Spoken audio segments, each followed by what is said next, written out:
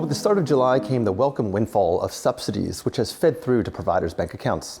The industry received a $28 a day bump up, which settled in around the $252 a day mark.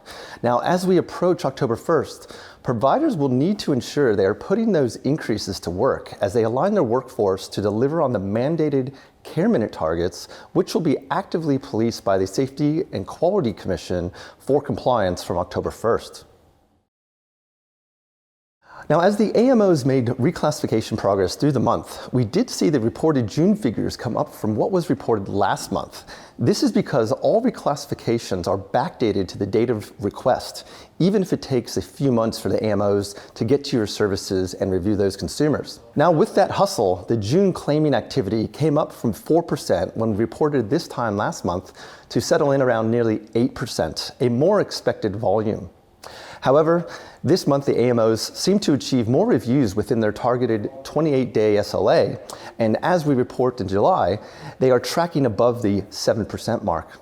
Voluntary claiming slid across July except for the specialized homeless facility classification.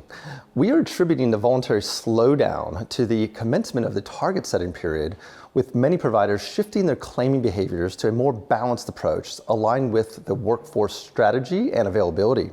And with a new financial year, also brought a large batch of consumers whose claims date back to the original shadow assessment period of last year. This sector now has over 56% of claims which are greater than 12 months in age.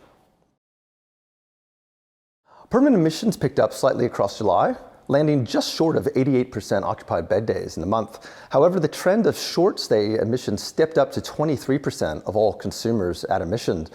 The occupancy levels were largely stabilized by late entry of admission backdating when compared to the data from last month.